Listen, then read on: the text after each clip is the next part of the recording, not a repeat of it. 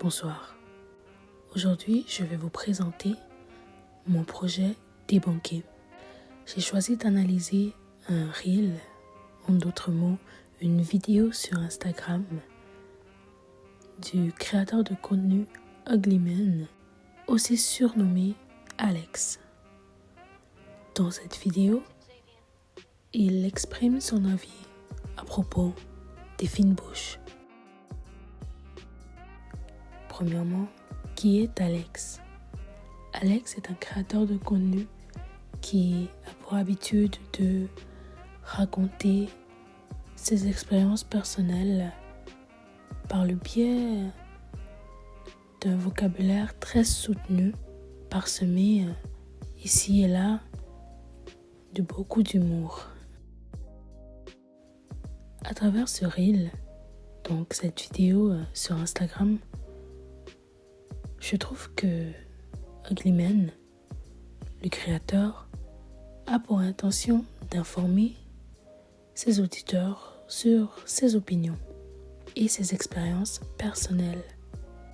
Je pense cela car cette vidéo en question commence par la citation d'une opinion qui est celle de trouver déplaisant ou frustrant le fait de regarder une fine bouche choisir ce qu'elle veut manger.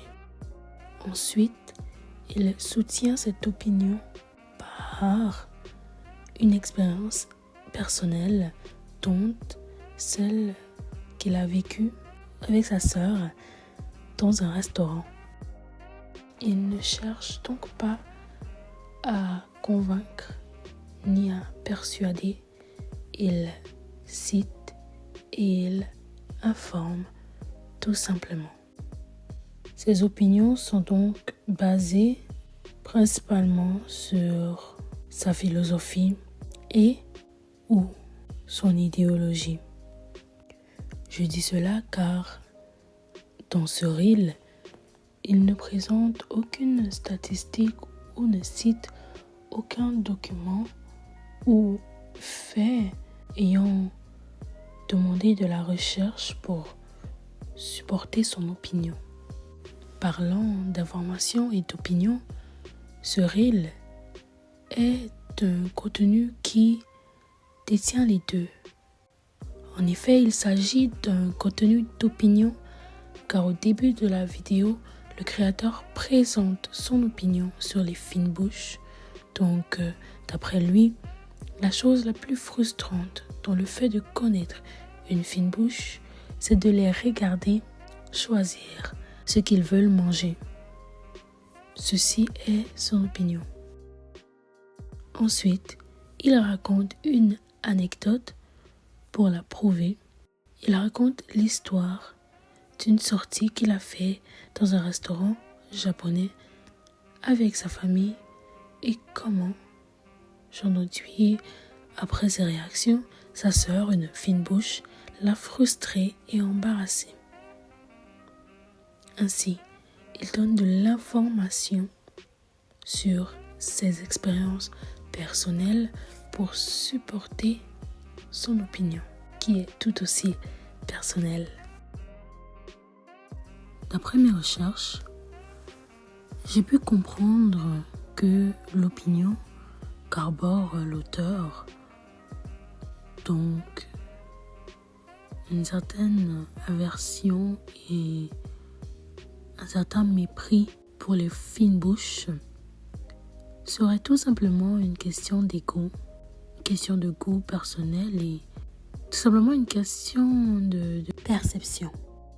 En effet, ces personnes qui se frustrent des habitudes alimentaires des autres sont des personnes qui prennent fierté dans leur goût, tout naturellement, et de ce veulent voir que ce même enthousiasme soit démontré par les autres.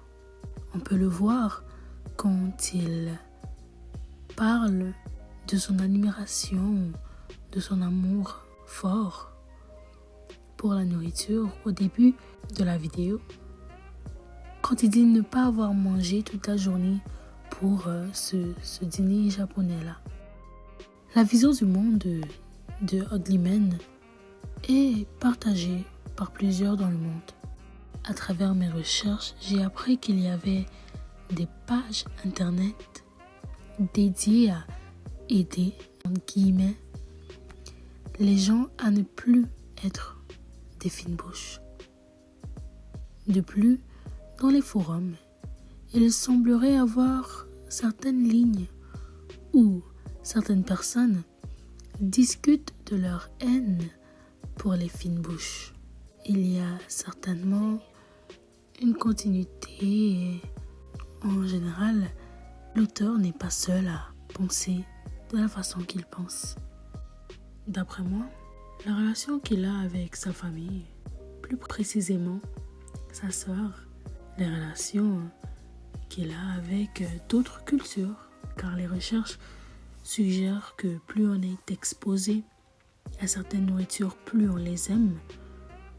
Et sa relation avec la nourriture et ses expériences liées à la nourriture sont des relations sociales qui contribuent à sa vision du monde. Parce que, comme on sait tous, la famille est le groupe social le plus important pour nous, car elle est celle qui nous apprend les marches de la société et ses normes de base. Elle influence nos choix et nos préférences, nos valeurs et notre identité.